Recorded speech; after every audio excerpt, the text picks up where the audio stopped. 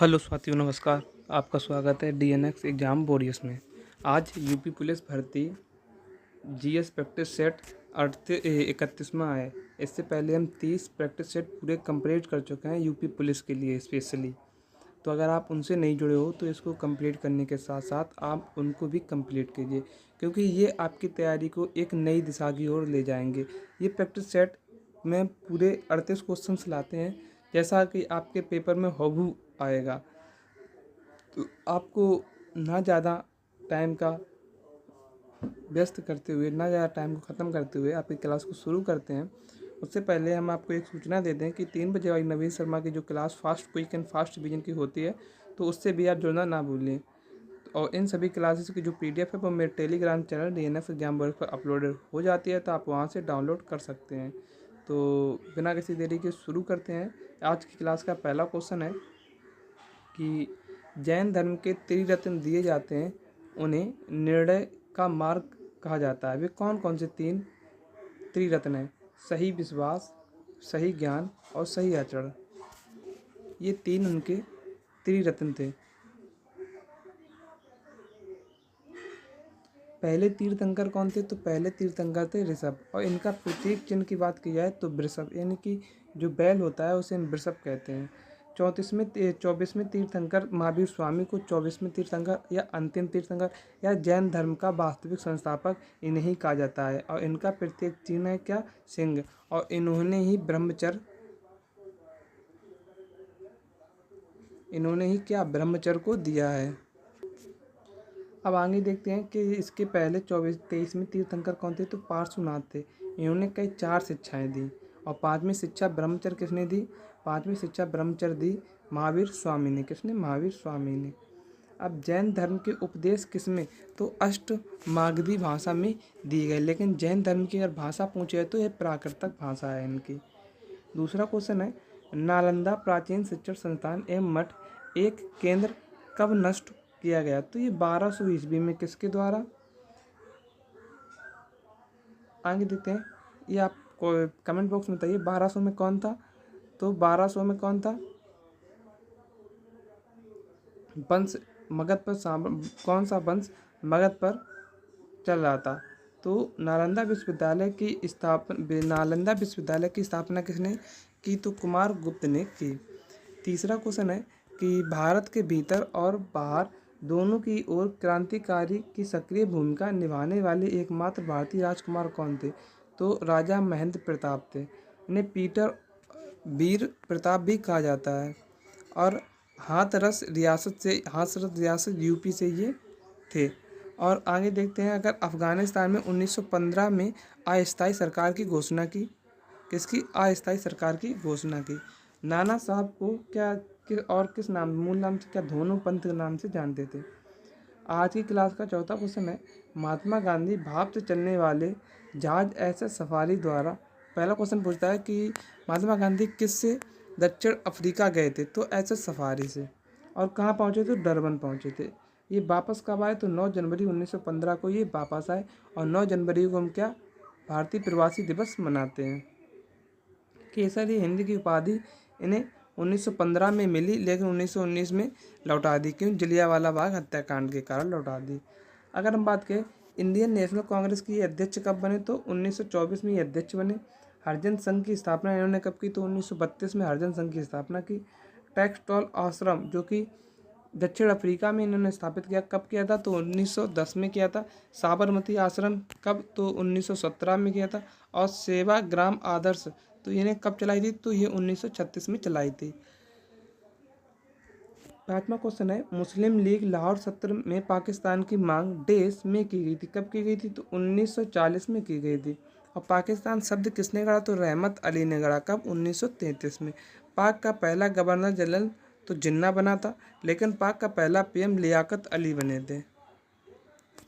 6वां question है, warriors का महल किस यूरोपीय राजधानी के पास स्थित है? तो पेरिस के पास स्थित है। 7वां क्वेश्चन है, किसने पहले 1935 में संविधान सभा का सुझाव प्रस्तावित किया? तो एम.एन. रॉय वे व्यक्ति थे जिन्होंने सर्वप्रथम संविधान सभा का सुझाव प्रस्तावित किया। 8वां क्वेश्चन है कि भारतीय संविधान की पंचायती राज प्रणाली को देश में संशोधन में औपचारिक रूप दिया गया था। कब? तो 1992 73वां संविधान संशोधन पंचायती राज से संबंधित है। और 74वां संविधान संशोधन किससे है? तो वो नगर पालिका से संबंधित है। आर्टिकल 40 क्या बताता है? ग्राम पंचायत के बारे में बताता है। और 2 अक्टूबर 1959 को नागौर पहले ही पंचायती राज बना, नागौर राजस्थान का। बलवंत राय मेहता समिति कब आई? तो 1953 में गठित हुई और 1957 में इसने अपनी रिपोर्ट पेश की। और अशोक मेहता समिति 1977 में आई तो 1978 में इसने अपनी रिपोर्ट पेश की। जे बी के समिति कब? 1985 में। और एमएल सिंघवी समिति कब? तो 1986 में आई। आगे देखते हैं कि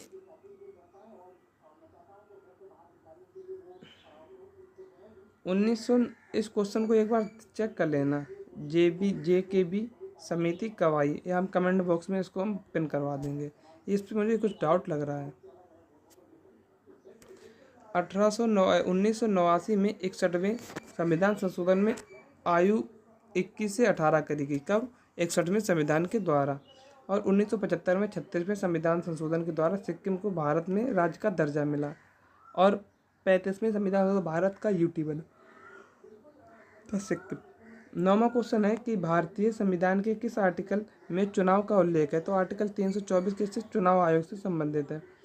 अगर हम बात करें 10वें सवाल की आज के, तो संविधान के किस आर्टिकल का प्रावधान के अंतर्गत भारत सरकार भारत रत्न और पद्मश्री को सम्मानित करता है? तो ये आर्टिकल 18 के तहत मौलिक अधिकार दिए गए हैं आर्टिकल 12 से 35 में। आज की क्लास आर्टिकल 14 क्या कहता है? विधि की समझ क्षमता। आर्टिकल 15 कहता है धर्म, जाति, लिंग, नस्ल के भेदभाव नहीं करोगे आप। आर्टिकल 16 कहता है लोक नियोजन के बारे में बताता है। और आर्टिकल 17 अस्पृश्यता का छुआछूत का अंत बताता है। आर्टिकल 19 में क्या है? 19 के कारण में पहला है कि बोलने का अधिकार इसी में है, पहले में ए में। प्रेस की स्वतंत्रता आरटीआई किस में है? तो आर्टिकल 19 के 1 में है। शांतिपूर्ण सम्मेलन 19 के 2 में। संघ बनाने की आज़ादी 19 के 3 में है। घूमने की आज़ादी 19 के 4 में है। कहीं भी बसने की आज़ादी 19 के 5 में है। और कहीं भी व्यापार करने की आज़ादी 19 के 6 में है। आर्टिकल 20 कहता है कि दोष सिद्धि का संरक्षण। आर्टिकल 11 कहता है क्वेश्चन 11 है कि भारत की संसद द्वारा हिंदू विवाह अधिनियम कब लागू हुआ? तो 1955 में लागू हुआ। 12वां क्वेश्चन है कि महाद्वीप जिसे the land of golden fleece के नाम से जाना जाता है, ये कहाँ है? तो ये ऑस्ट्रेलिया में है। और सबसे बड़ा एशिया महाद्वीप, फिर उससे छोटा अफ्रीका, फिर उसके बाद आ जाता है नॉर्थ अमेरिका, फिर साउथ अमेरिका, फिर अंटार्कटिका, फिर यूरोप और सबसे छोटा है ऑस्ट्रेलिया। ये क्रम आप कभी मत भूलना। प्रसिद्ध जावा ट्रेंच सबसे गहरा स्थल किस महासागर में है? तो ये हिंद महासागर का सबसे गहरा स्थल है। मारियाना ट्रेंच कहाँ है? प्रशांत महासागर में। टोगो कहाँ है? तो ये भी प्रशांत महासागर में है। और टास करोरा कहाँ है? ये भी प्रशांत महासागर में है। निम्बस एक मेघ को दर्शाता है, तो कैसे मेघ को दर्शाता है? वर्षा मेघ को दर्शाता है। 15वां क्वेश्चन है अंतर्राष्ट्रीय चावल अनुसंधान संस्थान कहाँ है? तो मनीला में है। राष्ट्रीय चावल अनुसंधान संस्थान कहाँ है? तो कड़क उड़ीसा में है। एडीबी का मुख्यालय या हेडक्वार्टर कहाँ है? तो मनीला में है। 16वां क्वेश्चन है कौन सा पठार भारत में खनिज के दिल के देश के रूप में जाना जाता है? तो छोटा नागपुर का पठार। 17वां क्वेश्चन है थोरेघर वाटरफॉल कहाँ है? तो महाराष्ट्र में है। MH महाराष्ट्र में है। दूध सागर कहाँ है वाटरफॉल? तो गोवा और कर्नाटक में। चित्रकूट छत्तीसगढ़ में है। अथिरापल्ली कहाँ है? तो ये केरला में है। चचाई कहाँ है? मध्य प्रदेश में है। और होंगेरुल कहाँ है? तमिलनाडु में। नूरनाग कहाँ है? अरुणाचल प्रदेश में है। भारत का सबसे ऊंचा वाटरफॉल कौन है? तो कुंचिकल जो कि कर्नाटक का है। 18वां क्वेश्चन है भारत में प्रथम सुपारी उत्पादक राज्य कौन सा है? तो कर्नाटक है। 19वां क्वेश्चन है किस अधिनियम में एक ऐसा प्रावधान है जो भारत सरकार को भारतीय रिजर्व बैंक की निर्देश जारी करने का अधिकार देता है? तो आरबीआई एक्ट की धारा 7 करने को लगा देता है। आरबीआई का राष्ट्रीयकरण कब हुआ? तो 1949 में इसका राष्ट्रीयकरण हुआ। और इसकी स्थापना कब हुई? तो 1 अप्रैल 1935 को इसकी स्थापना हुई। इसका एक्ट आरबीआई एक्ट कब आया? तो 1934 में इसका एक्ट आया। प्रथम राष्ट्रीय मानव विकास रिपोर्ट कब आई? तो 2002 में आई। और ये कौन जारी करता है? यूएनडीपी जारी करता है। अमर्त्य सेन को नोबेल कब मिला? तो 1998 में मिला। 22वां क्वेश्चन है, एक साधारण लोलक की समय सीमा डैश पर निर्भर करती है? तो उसके लोलक की लंबाई पर निर्भर करती है। 23वां क्वेश्चन है, किसी बस की चाल बढ़ने पर रोशनी बढ़ जाती है, यह क्या दर्शाता है? तो कमज़ोर बैटरी को दर्शाता है। बस ट्रक की बैटरी कितने 12 वोल्ट की होती है? और मोबाइल फ़ोन की चार्ज बैटरी कैसी होती है?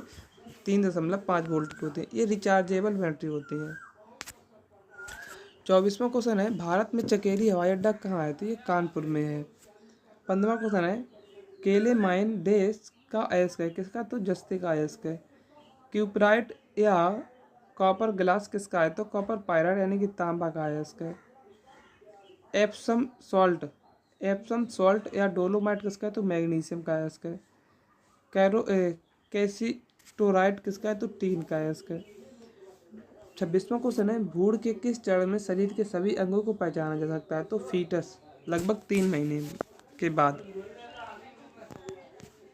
27वां क्वेश्चन है, होजा हिम्बिकस का वैज्ञानिक नाम क्या है? तो गुड़हल है। आगे देखते हैं, हाथी का क्या है? तो एफिलास इंडिका है। गाय का बॉस इंडिकस है। और भेड़ का है ओवीज आइरस अराइज।